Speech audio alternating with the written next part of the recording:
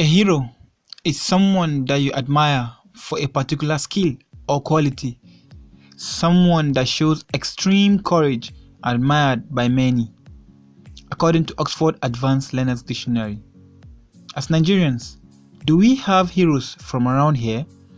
This is a question that has been running through my mind for quite some time. If yes, please tell me, how do you regard one as a hero from Nigeria? Some individuals fought for us to be free from the British masters.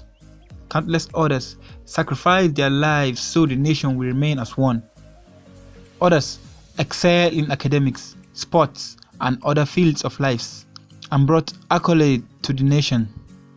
In a time when Nigerians were voiceless, racial segregation was at its peak, he wrote, and I quote, "The dimensions of the true interest of the natives at heart are algebraically equal to the length, breadth, and depth of the white man's pocket.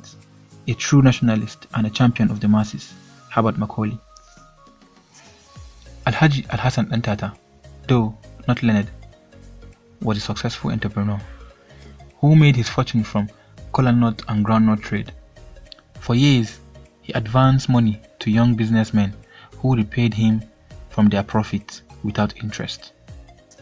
At a time when women were regarded to belonging to the other room, she rose high in rank, first as a teacher, then a politician. She couldn't be stopped. She was a woman rights activist. I give you Mrs. Fumilayo Ransome Kuti. This is a man of stride, a true Nigerian, the first at everything. He was the first to introduce the free healthcare service in Africa, built the first indigenous TV station in Africa, built the first stadium in Nigeria, respected by many, including Kwame Nkrumah of Ghana. He was the president that never was, and his party slogan was, "Life More Abundant." I give you Obafemi Awolowo. This woman is the definition of success. She embraced failure and stress, turned them into motivation. A policewoman, a footballer, and an athlete. She was the first African woman to win Olympic gold medal in long jump, Atlanta 96. She said, and I quote, "I was a danfo driver in this Lagos. Immediately it was 5 p.m. I would call all of my colleagues in sports and we would drive the bus plying the Maryland to Yaba route. That was how I started, though it wasn't easy, but I thank God that I was able to get to where I am today." Her life is an inspiration. She was relentless and courageous. She wore the Nigerian colors with pride. Chioma Ajunwa. The most distinguished potter Nigeria has ever produced. As early as 1957 to 1958, she had started exhibiting her pottery works in Germany, England, and the United States. Pottery was one of great importance to Nigerians before our contact with the Western nations. Ladi Kwali was probably the best known of the Abuja potters. Murtala Rufai Ramat Mohammed was the military ruler, head of the federal military government of Nigeria from 1975 until his assassination in 1976. Murtala Mohammed was the most loved military head of state Nigeria has ever had. Murtala Mohammed was killed aged 37 along with his aide-de-camp, Lieutenant Akintunde Akinshenwa, in his black Mercedes-Benz saloon car on February 13, 1976, in an abortive coup attempt led by Lieutenant Colonel Bukasuka Dimka. October 23, 1962, Richard Ihetu, aka Dick Tiger, wins World Boxing Association WBA middleweight crown. Dick Tiger was one of the greatest fighters to come out of Africa. He became a two-time undisputed world middleweight titleist and helped keep boxing alive during the 1950s boxing industry recession. Chinua Achebe is a Nigerian novelist, poet, professor at Brown University and critic. He is best known for his first novel, Things Fall Apart, 1958, which is the most widely read book in modern African literature.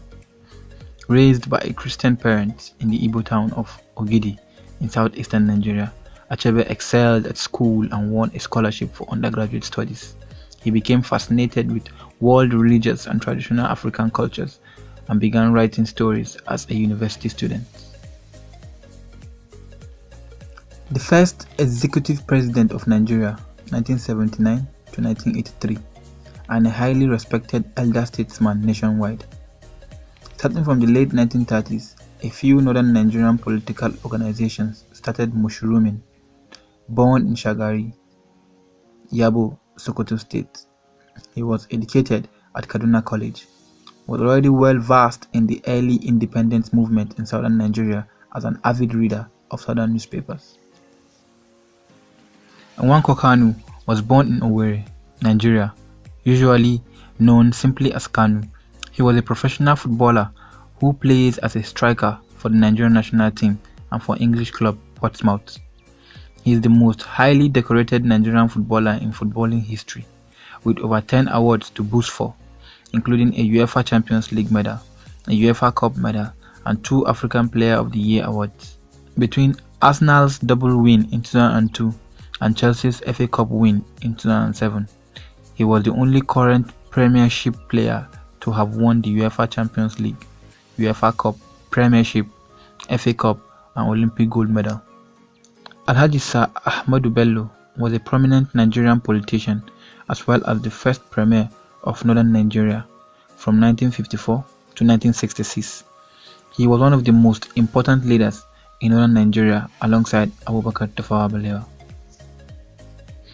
Benjamin Nnamdi Azikiwe, usually referred to as Nnamdi Azikiwe or informally and popularly known as Zik, was one of the leading figures of modern Nigerian nationalism and the first president of Nigeria. He held the position throughout the Nigerian First Republic. One of the first 3 female members of the Eastern Nigerian House of Assembly, 1961, and the best known woman leader, the former Eastern Nigeria, Chief Mrs. Afyong Margaret Ekpo, a nationalist and an icon. Her name is still synonymous with activism, even posthumously. A statesman, an athlete, he played a great role in the pursuit for an independent Nigeria. He was referred to as the Golden Voice. He helped keep South Africa in the Commonwealth in 1961, led a vocal protest against the Sharpeville massacre in 1960, knighted by Queen Elizabeth II, Sir Abubakar Tafawa Balewa.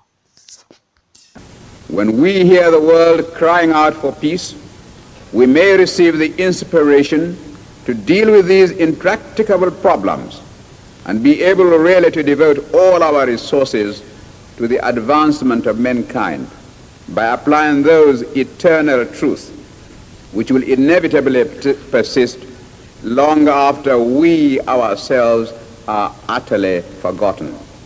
Thank you, Mr. President.